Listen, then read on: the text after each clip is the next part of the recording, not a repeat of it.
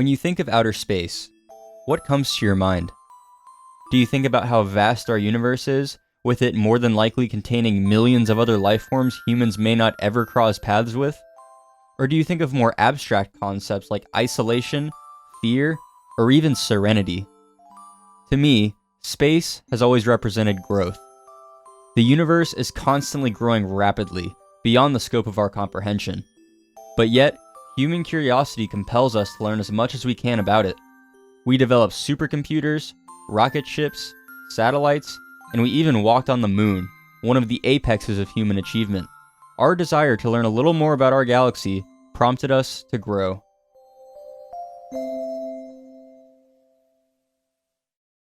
When Nintendo began developing the third 3D entry of the Super Mario series, they let their imagination run wild. A tech demo made for the GameCube inspired the idea of a game where the player would be jumping across spherical platforms. This was an ambitious concept, and that inspired the developers to create an unforgettable experience. Such a drastic shakeup to the 3D platform formula required a re-evaluation of Mario tradition. The developers forsook the open sandbox structure of the past in favor of a more focused, curated approach. Although this change proved to be controversial, it was in service of a greater artistic vision, one that challenged the world's preconceptions of what a Mario game could be. Super Mario Galaxy released on November 12, 2007, to near unanimous acclaim. The game's inventive physics system, unique levels, and impeccable atmosphere left a strong impression on players. It felt like everything that Mario is not allowed to be. It had emotional weight. It felt cinematic, like the stakes were higher than ever before. But it also wasn't afraid to explore its characters and setting, all while providing exceptional gameplay. After a somewhat divisive follow-up to Super Mario 64, the Mario series underwent the growth it so desperately needed. At some point during my childhood, I was given Super Mario Galaxy as a gift. Its linear nature ensured that I would never get confused about where to go next to progress.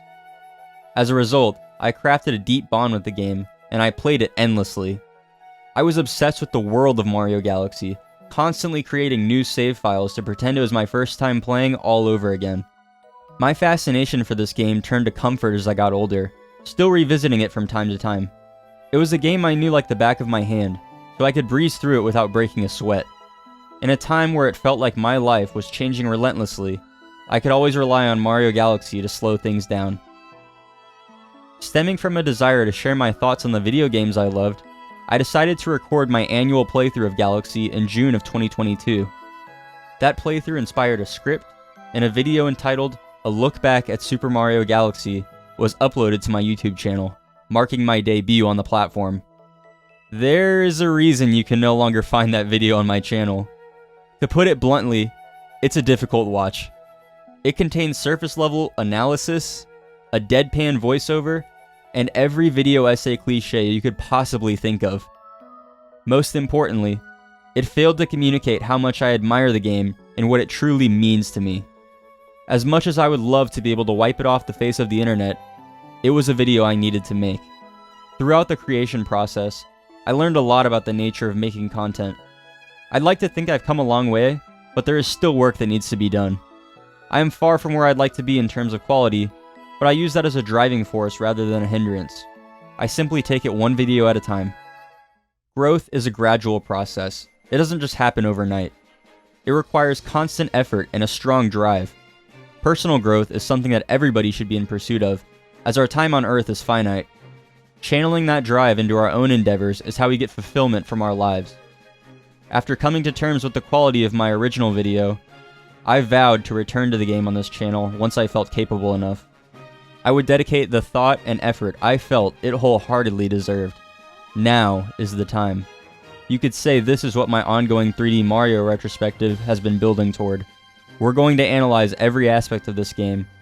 No planetoid will be left uncharted. This is Super Mario Galaxy.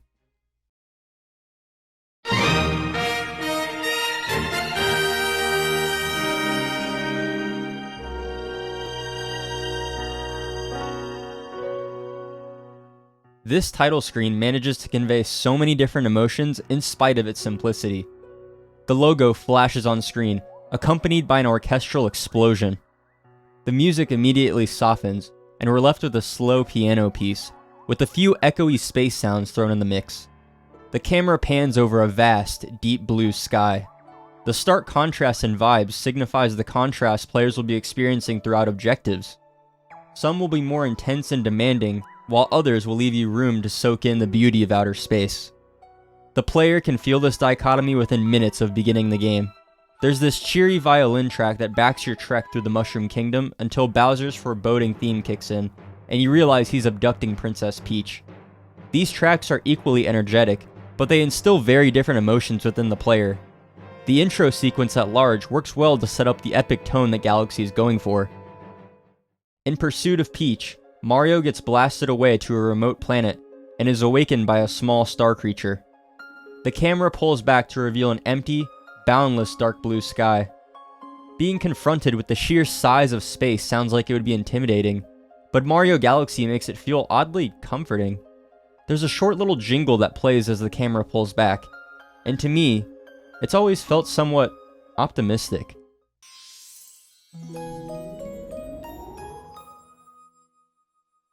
I've always interpreted it as a way to ease the player into the unfamiliar setting.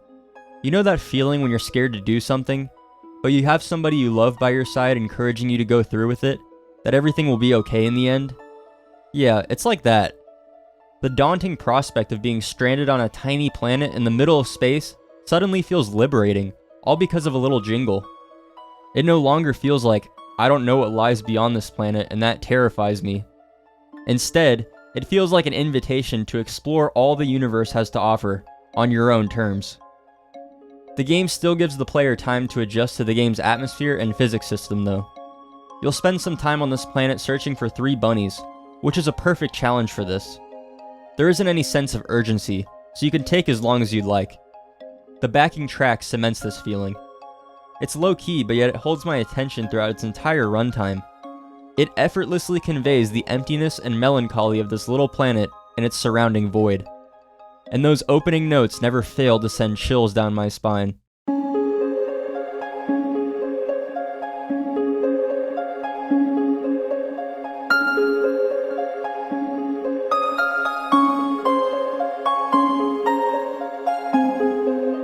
Successfully catching all 3 bunnies leads you to Rosalina, a mystical woman who grants you the power of a Luma. We'll talk more about her later. For now, I'd like to focus on this segment of the game. After talking with her, the player is launched straight into the first level of the game.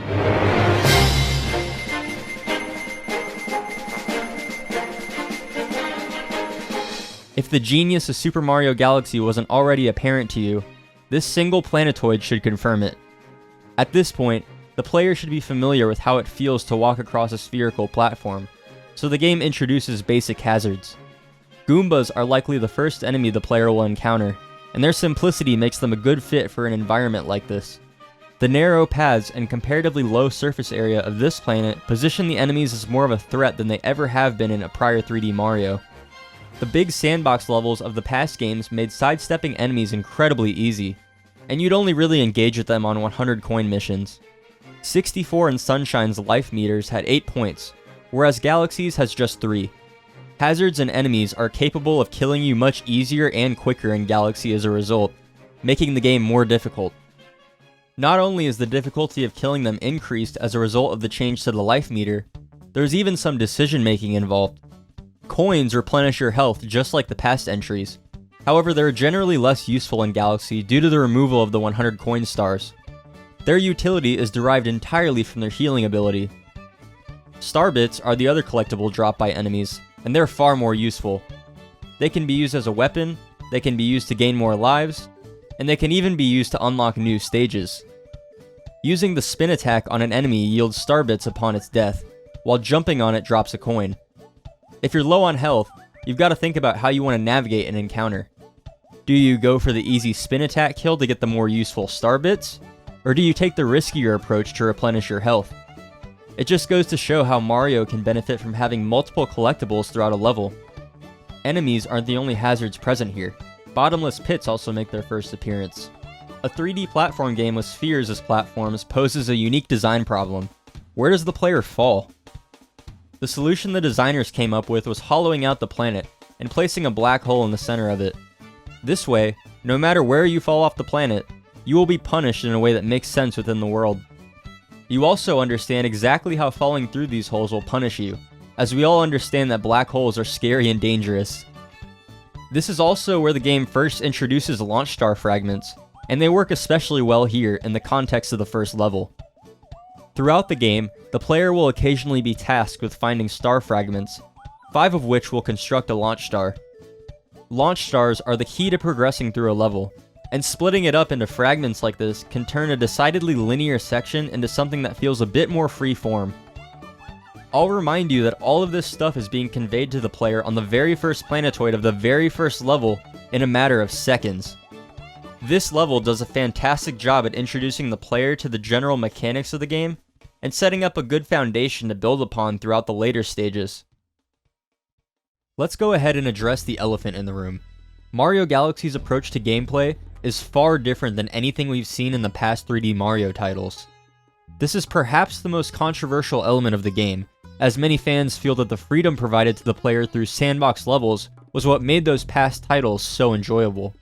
I'm not here to declare that Mario Galaxy's linearity is objectively better and you're wrong for preferring 64 or Sunshine.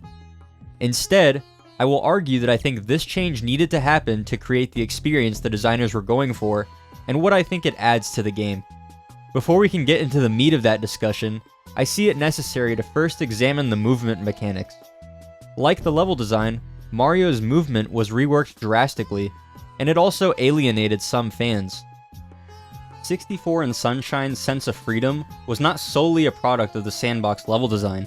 It was also a product of the expressive movement systems each game featured. 64 set a new standard for how video games should control in 3D, while granting the player a host of new moves to chain together and master. Sunshine refines 64's movement to near perfection, while adding its own great ideas into the mix. Galaxy doesn't iterate on past movement, it actually removes more than it adds. However, I don't necessarily see that as a bad thing. Part of the appeal of video games is the feeling of overcoming a limitation. For instance, the Portal games would barely pose a challenge if you could place 40 portals as opposed to 2. Celeste wouldn't be any fun if you could dash 10 times instead of once. Limitations are important in the context of linear games because it grants the developers a greater amount of control over how the player can interact with the world around them. The ability to account for as many player actions as possible is how great level design comes about. Galaxy bucks the dive, the twirl, the punch, and kick. What we're left with is a stripped back, slower form of 3D Mario movement. Basic moves like the side flip, back flip, and triple jump are left intact, along with the long jump making its return. There's a noticeable delay when chaining together moves that was not present in the previous games, but it doesn't really hinder your platforming capabilities. If anything, it widens the window for when you can chain moves together. For example, the triple jump is easier to perform than ever before in Galaxy. There is a comparatively generous amount of time allotted to the player to jump 3 times in a row than in 64 or Sunshine. Wall jumps are also even easier to perform than in Sunshine for the same reason. Opinions on this will largely come down to your own perspective. Is it valid to sacrifice speed for precision? I don't believe there's a correct answer. However, I do personally believe that this was a good decision. Although moves like the dive are greatly missed, there's no denying that extra moves outside of what we were given would make controlling Mario rather difficult. The gravity mechanics require precision from the movement mechanics, more so than a typical 3D platformer. The player isn't just running on a flat surface, they're running on a spherical platform, and the direction the control stick will turn Mario could change at any given moment. It makes total sense to simplify the movement a bit, and I think it benefits the game substantially. The only notable new move is the spin attack. It can be used to fend off enemies, correct for jumps while in the air, and it's your main facet of interacting with the world. Some people take issue with it being a motion-controlled action, but I've never had an issue with it, honestly. It's intuitive because the motion is similar to the action that Mario's performing, and the controller reads my motion perfectly. Although the spin isn't as versatile as FLUDD in regard to movement options, I think I prefer it as a platforming crutch. The hover nozzle is effective, but moving with it can feel a bit cumbersome. In contrast, The spin is simple and snappy. It's kind of an all-in-one move that streamlines platforming. Optimizing your movement and pulling off cool tricks in the prior titles, while fun, felt like something that the game wanted you to do. I mean, that's the whole reason those movesets were so free-form. Galaxy's does feel more restrictive by comparison, but that doesn't mean it isn't also fun to optimize. Long jumps can be performed in succession to maximize your horizontal speed, and there are a variety of jump combinations that make scaling a level a breeze. One of my favorite combos is backflipping into a wall jump into a spin. This grants you an insane amount of height in no time flat, and it's very easy to pull off. It's reminiscent of a combo in Sunshine I always use. A deep knowledge of the movement mechanics can facilitate the use of all kinds of little micro-optimizations throughout stages. The most well-known example is the ability to triple jump onto the top of the Mushroom House in Good Egg Galaxy, but there are far more than that. Obtaining the second star of Good Egg Galaxy requires you to construct a pull star out of fragments laying around. Or does it? I figured out that you can simply long jump into the center of the platform and spin, and you'll grab the star every single time. Or how about the second phase of the Mega Leg fight, where you can jump over the metal fencing and guide the bullet bill straight to the Grand Star. Check out this section of Freeze Flame, where instead of using the pull stars to get to the launch star, I just ice skated and sent Mario flying toward it. There are so many small tricks that when compounded, make the player feel like they have mastered the game's movement. The common denominator between all these shortcuts I discussed is none of them use glitches. I don't know this for certain, but I would say with confidence that the opportunities to perform these tricks were placed intentionally. It goes back to the idea that linear design gives developers a greater understanding of how players will engage with the game's systems. We've discussed how the movement mechanics and level design interact, but what about the levels themselves? Well, they are some of the most inventive stages of any 3D platformer I've ever played.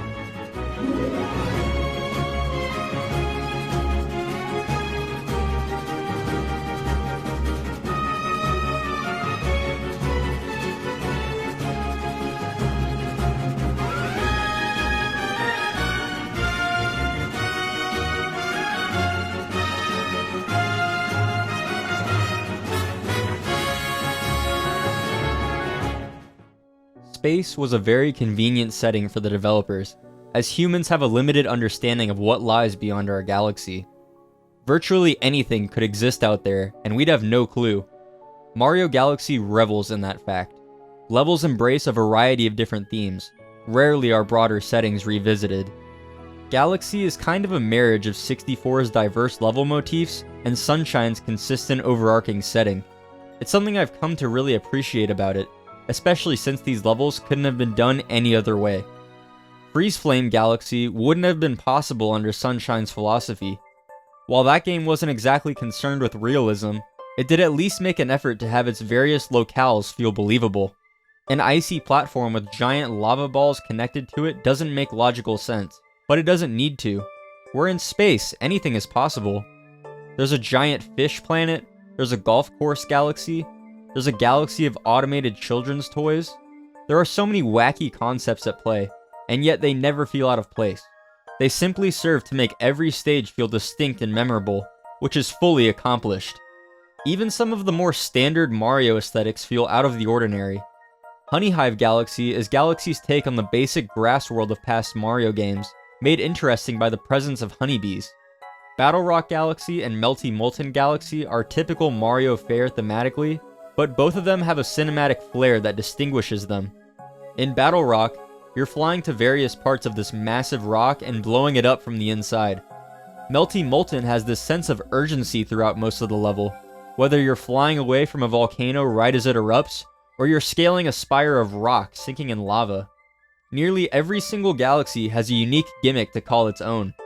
The word gimmick has somewhat of a negative connotation within game discussion, and I'd like to forego it in this video.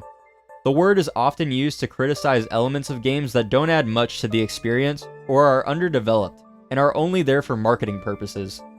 Look no further than the Wii Remote, for example. The Wii's selling point was always its motion controls for most people, and the more hardcore demographic didn't appreciate the non-stop addition of motion controls to games on the console. Mario Galaxy itself has been affected by this perspective. Most people agree that the rolling ball levels and the manta ray levels are gimmicks, but few view Gusty Garden or Matter Splatter as such. Both of those levels feature concepts or ideas that are not revisited ever again. Hell, you could even call the gravity mechanic, the very foundation of this game, a gimmick. But yet, nobody does. The word gimmick is thrown exclusively at mechanics people think are bad, and I think that is harmful. Galaxy proves that a host of gimmicks can culminate into a fantastic game. Pole stars are used to great effect in both Space Junk Galaxy and Ghostly Galaxy, with completely different contexts for each. Everything about Space Junk asks you to take it slowly. Its somber backing theme, its stunning skybox, and its blatantly linear path. This stage is one of the emotional high points of the game for those reasons, in spite of its directness.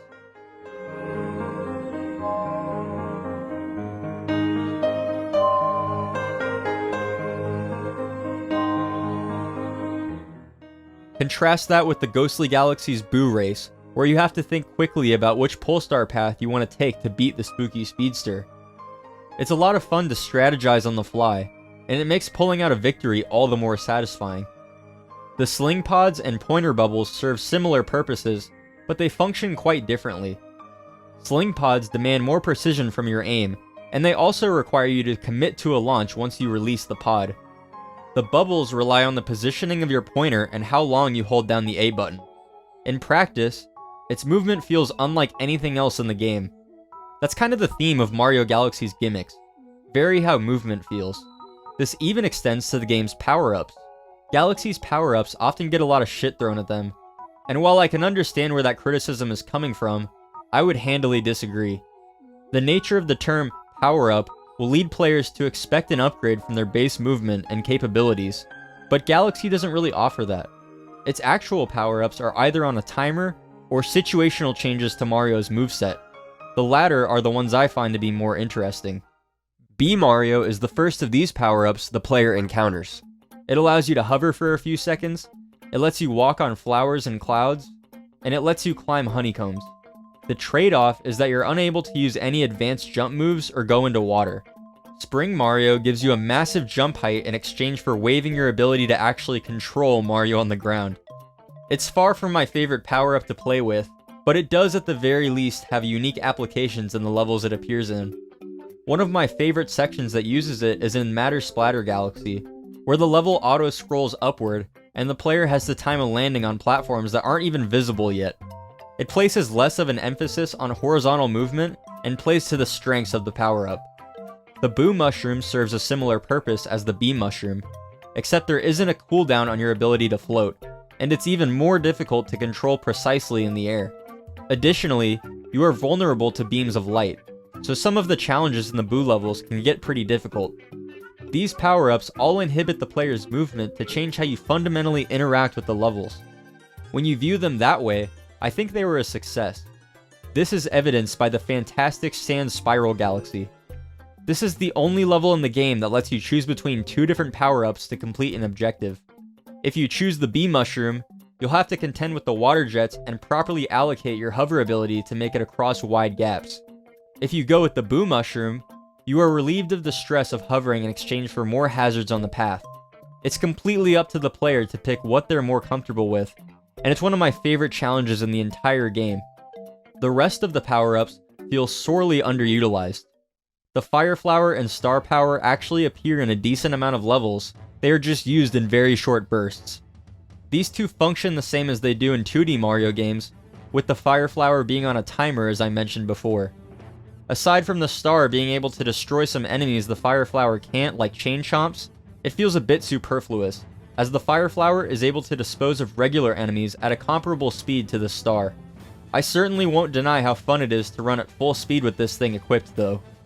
The Ice Flower is a power-up new to this game, and I'm quite fond of it, even in spite of its underuse. It allows the player to turn any liquid they touch into a block of ice and skate around on top of it. This has great applications in Freeze Flame Galaxy, for example, where right here the player has to triple jump up these water blasters to reach the Sling Star. There's also a star in Beach Bowl Galaxy that asks you to guide a Cataquack on a strip of ice as you create it to boost you up to nearby waterfalls, and eventually the Power Star. Frankly, I'm surprised it's taken this long for a power-up like this to be added to a Mario game, but it was worth the wait. I really respect the game's overall approach to power-ups, where they are more of a tool to shake up level conventions rather than a straight buff, even if that can lead to the feeling that they're underwhelming. A power-up that I think would be hard to argue against being underwhelming though, is the Red Star. The Red Star allows the player to fly for a set amount of time, similar to the Wing Cap from 64. It's far easier to control, but you only get to use it once in the actual game. The objective in question is a leisurely stroll through the planet you began the game on, collecting purple coins. There's nothing wrong with the objective itself, but it feels like an appetizer for later uses of the Red Star. This power-up would only work well in more open-ended stages, but Nintendo showed they were willing to add them a la Beach Bowl and Honey Hive. I wouldn't advocate for its addition in any existing stages anyway. However, I could see a Red Star-based mission similar to the Guppy objectives being a lot of fun if done right. The possibilities for this thing are endless, and it's a real shame that it's only used in an offshoot course. Sweet Sweet Galaxy is a pretty straightforward level in regard to its central gimmick. You've got to clear these long stretches of moving platforms with predictable patterns of bottomless pits. These platforms move pretty quick, so you've got to properly time your jump to ensure you do not fall into a hole or touch a nearby electric current. At the next turn, the platforms are sectioned off, and instead of moving downward, they move right and left. The platforms are a bit less predictable this time around due to the increase in sections. Then, you make your way through a winding path as the floor under you rotates instead of moving in one direction, and the holes are even wider.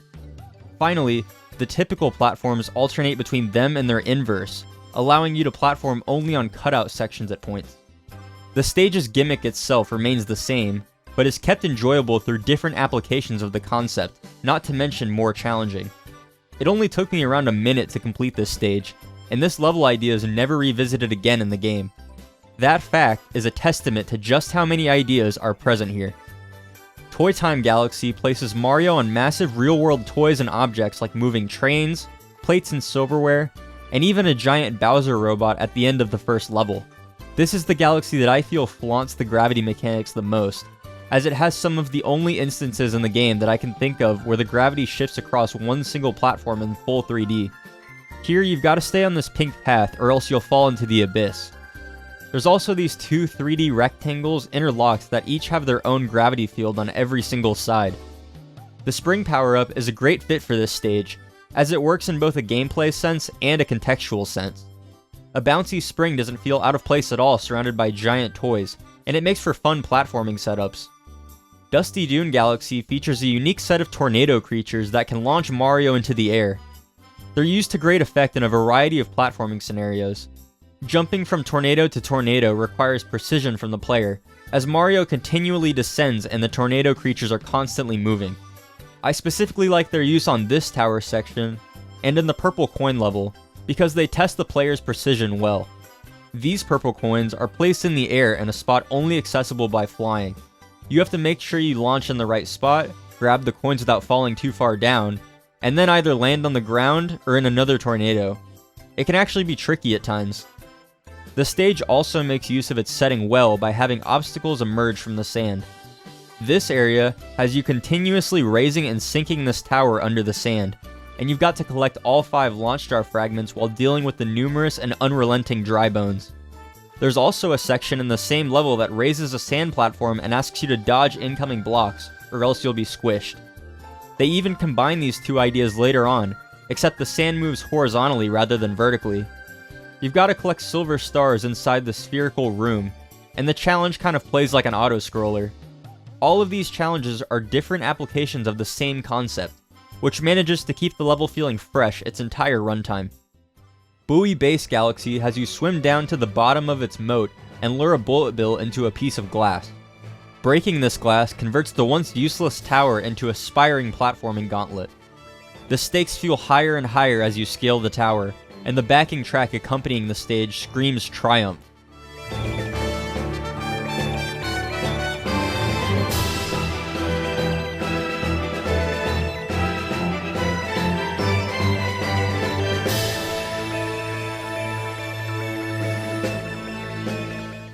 Airship Armada might just be my favorite idea for a Bowser's Castle stage in any Mario game. Ever since Mario 3, I'd been dying to play an airship level in a 3D Mario game, and this stage delivers.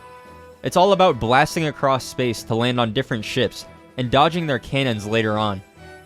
The level itself is over way too soon and isn't as challenging as I'd like, but at least the fight with Bowser Jr. is pretty cool. Phase 2 of the fight can get hectic if you don't end it quick enough, which can make it feel pretty intense. The boss fights in Galaxy as a whole are a huge improvement over the prior titles. Just like the Galaxies, they have a unique gimmick that is built up throughout the stage, and climaxes at the boss fight. None of them are particularly deep, but they are at least incredibly varied. Good Egg Galaxy familiarizes the player with coconuts throughout one of its stages, and then tests them with King Caliente. This boss asks you to time your spins to hit a coconut back at Caliente. As the fight progresses, it turns into coconut tennis, with the coconut changing speeds and directions each time it's hit back. It's a fun fight, and it's great for newcomers to help perfect their spin timing. He even appears later on in the game for a much more difficult fight. The final boss of the Terrace, Megaleg, is one of my favorite bosses in the game. It's a massive robot that sits on a tiny little planetoid, and Mario must scale its legs to start dealing damage to it. I absolutely love how it integrates platforming into the fight itself, with Mario having to clear the various obstacles on the way up. There are even more level gimmicks and bosses I could gush about like Bouldergeist, Terrantox, Bowser's Dark Matter, and Dreadnought, but I don't want to belabor the point. Simply put, Galaxy is chock full of great ideas and set pieces that will knock your socks off. If there's one thing about this approach I don't love, it's that for how quickly the game introduces and discards level mechanics, it can take too long to change up the aesthetics. This can hinder the pacing of the game to the point where it wears me down.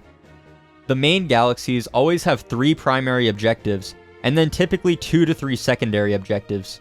The galaxies rarely undergo any meaningful aesthetic changes across even the primary objectives, and the secondary ones are mostly just branching paths within those primary levels. If you're going for full completion of a main galaxy, it can take upwards of an hour to tackle all the objectives, and by that point I'm ready to move on to something else. But there are also times the game goes too far, and introduces random offshoot galaxies that are one-and-dones. These galaxies range greatly in quality, so I think they could have received a little more attention in development. Sweet Sweet Galaxy's aesthetic premise has so much room for exploration, it's shocking that it only houses one mission. Matter Splatter is another galaxy that I feel could have used another star or two, as it has one of my favorite gimmicks in the entire game. There are these tiny magic beams that bounce around the stage and create platforms that slowly fade away, so you have to be quick on your feet to clear each area. In practice, it plays like an auto-scroller, but the concept is so cool that it doesn't even bother me. It's a concept that I think has so much room for exploration, as it also contains just one star, and the level is pretty short. I could even see it being implemented into a rhythm-based level, for example. Imagine you had to time a triple jump perfectly in sync with the platforms to reach a high wall, or you had to use the ice flower to ice skate on water you're freezing as it appears. There are a handful of other stages like this that have a lot of potential, like Sand Spiral, Big Mouth, hell, even the Rolling Ball stages, that I wish could have been fully realized. On the opposite end of the spectrum, there are stages that frankly have no business being here. Hurry Scurry Galaxy isn't a bad idea, it's just very one-dimensional and plain. The entire level takes place on this little planet made of shrinking platforms, and you've got to collect all the music notes to grab the star. The platforms don't regenerate, so you've got to think about where you're walking. This would have been fine as part of a more substantial stage, but I don't think anybody would miss this level if it were axed. Flip Switch Galaxy is a similar story. There are 18 panels on this planet that need to be switched, and there are various obstacles that need to be accounted for. It isn't difficult, it doesn't present anything we haven't already seen in other levels, and it's also bland. The backdrop is the same retro Mario void that Sunshine's secret areas contained, and nobody liked it there. It's probably my least favorite galaxy in the entire game. While we're at it, I see no reason not to combine or even remove superfluous stages like the Manta Surfing levels. One galaxy with it is fine, there didn't need to be 2 entirely separate ones. Make the second, more difficult one a hidden star even. That could be cool. Maybe after completing the first race, you could talk to the Coach Penguin and unlock a harder version of the course. That way, you free up slots for more galaxies with new gimmicks. If you really wanted to, You could even stick that inside the Sea Slide Galaxy over some of the more lackluster objectives. How awesome would that be? I do think there is value in having quick little galaxies that only contain 1 or 2 stars. They just have to be worthwhile ideas. I'm more permissive of levels like Sling Pod Galaxy and Buoy Base for that reason. They do help to break up the monotony of the bigger galaxies. I just wish the star count were balanced across these smaller ones. Despite the game's shift towards linear challenges, the freedom that the structure of the past games provided is not lost entirely.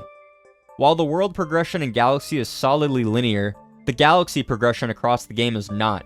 In any given world, you can play whatever galaxy you'd like, so long as you meet the minimum star requirement. You aren't able to play any levels within these galaxies out of order, unless you include the hidden stars, I suppose. Hidden stars take a much different form in Galaxy when compared to past 3D Marios. The ones present within levels are just branching paths from the main objective that offer a completely different challenge. While they can be fun to go for, they introduce a new problem with this game's level format. To grab both the hidden star and the main star, you'll have to play through part of the level twice, in exactly the same way. This also applies to the game's Prankster Comets, which are basically the replacement to in-hub hidden stars. Prankster Comets are extra stars built off of pre-existing levels that mix up how you engage with a level. Speedy Comets impose a time limit on the player, Daredevil Comets limit Mario's health to just 1 instead of 3, Cosmic Comets have you race Shadow Mario to some endpoint, and Purple Comets ask you to collect 100 purple coins in a level. None of these challenges are very difficult, as both the Speedy Comets and the Cosmic Comets allot more than enough time to make many mistakes. In the moment, it just feels like an effortless rehash of a level you've already experienced. The Daredevil Comets are definitely a step above these, as they mostly focus on boss fights.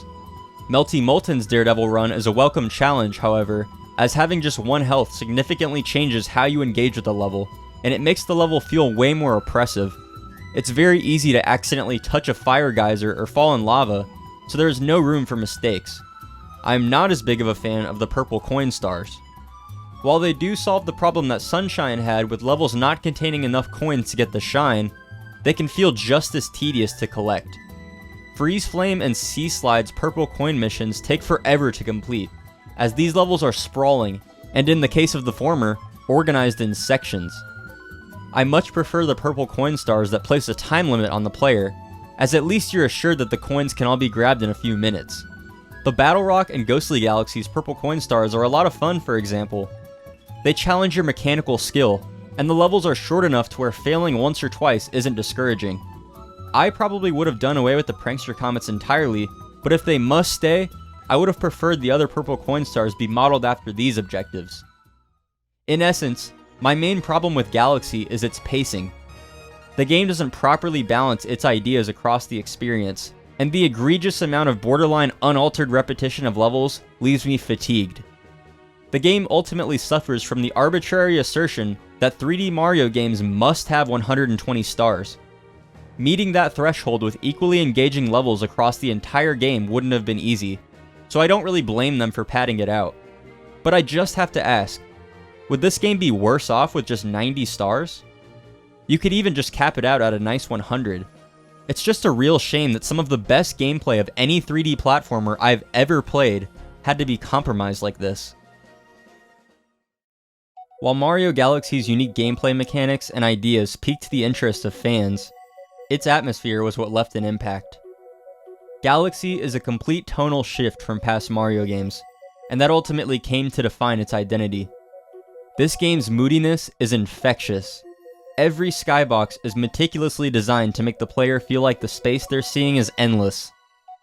The orchestrated soundtrack lends the game a sense of grandiosity that no Mario game had ever had previously. Every track is stunningly gorgeous, and they each fit their respective setting flawlessly. Space Fantasy is a track typically found in emptier, more ethereal stages.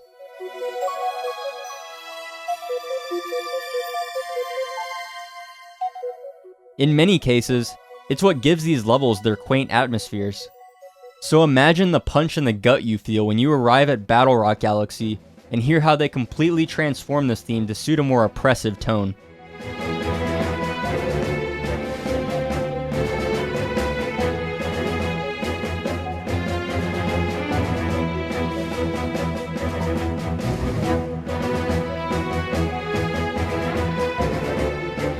Bowser's boss theme is unlike anything the series has ever had before. The orchestra builds and builds until the choir comes in and adds even more weight to the track. Striking Bowser alters the track to have the choir sing along to the instrumental, which makes the player feel pressured to follow up on the attack. Seriously, this theme sounds straight out of Dark Souls 3, and I cannot get enough of it.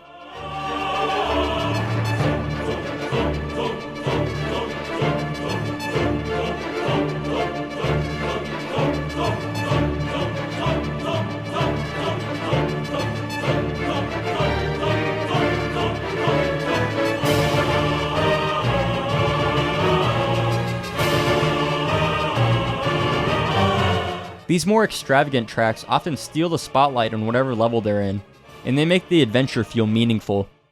The epitome of this is Gusty Garden Galaxy.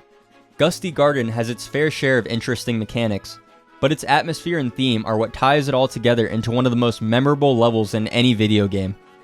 Jumping from planetoid to planetoid evokes the same feeling that Buoy Base does as you ascend the tower, like you're slowly building toward an ultimate goal. This is achieved entirely through the level's theme, which, well, you've heard it before. It's pure bliss.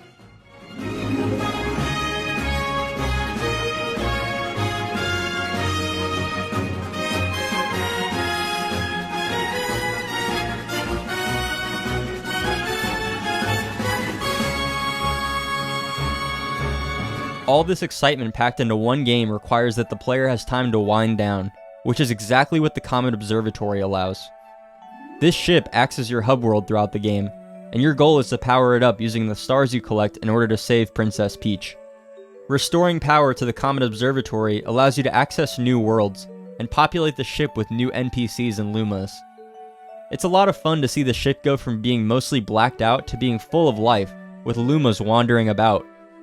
The Comet Observatory's main theme even grows as the ship does.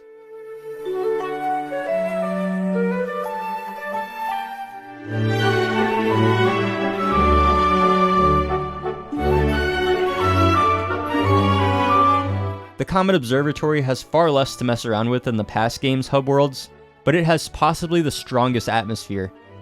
Like Delfino Plaza, the observatory feels lived in, as each dome acts as a room of a house. It's probably one of the 3D Mario hubs I do the least hanging out in, just because the other entries in the series hubs have far more to play around with. As a base of operations though, it is satisfactory. On top of having fantastic level design, Galaxy's atmosphere and soundtrack elevate the game to new heights that other entries couldn't dream of reaching. Even in spite of its flaws, it's an experience that will stick with you for a lifetime. Before we wrap up, there is one more aspect of this game I'd like to discuss. There's a door in the Comet Observatory that can be entered after grabbing the third Grand Star. It doesn't appear on the map, and the only way you'd ever know what lies inside is by entering. This is the library, and upon coming in, you'll catch Rosalina beginning to read a story to the Lumas. The story begins with a young girl finding a Luma in the rubble of a crashed spaceship. The Luma tells the girl that it's in search of its mother, and so the two of them venture out into space to find her.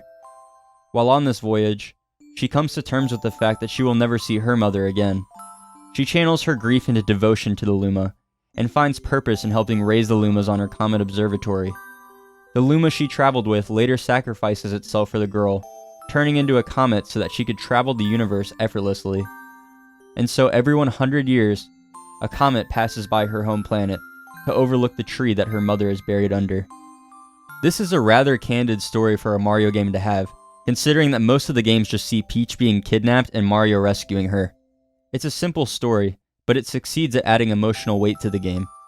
After all, there is beauty in simplicity. Rosalina is a child when she and the Luma embark on their journey.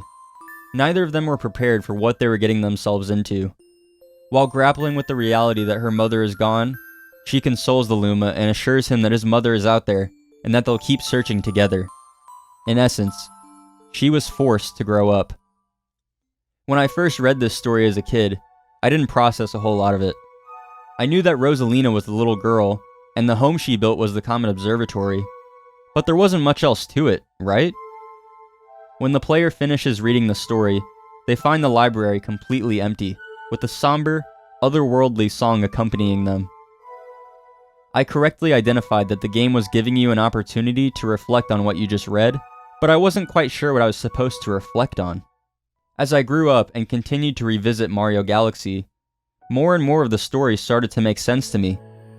I realized that Rosalina's mom wasn't just lost, she had died. Death in Mario games doesn't have any meaningful weight to them. If you have lives, you'll just respawn. If you die on your last life, you just get sent back to the last save point with 5 more. Being confronted with a death that was permanent in a Mario game made me begin to recognize what was truly being said in the story. Despite never experiencing any familial loss, I found parts of Rosalina's character arc relatable. I found that my perception of time continued to hasten. It felt like I was losing grip of my childhood, and subsequently my life. I didn't feel ready to grow up and leave it all behind. But as I got even older, I realized that I didn't have to leave it all behind. The memories I made in my childhood with my favorite games or activities weren't going anywhere. There wasn't anything stopping me from going back to my Wii and running through a new Mario Galaxy save. There isn't anything wrong with returning to the things you held dear to you in your past. The Comet Observatory has a bonus world at the very top of it, and it's quite distinct from any other room on the ship. Typically, when you enter one of the domes, there's some ambient space music in the background, whereas entering the garden leaves the player with just the sound of birds chirping.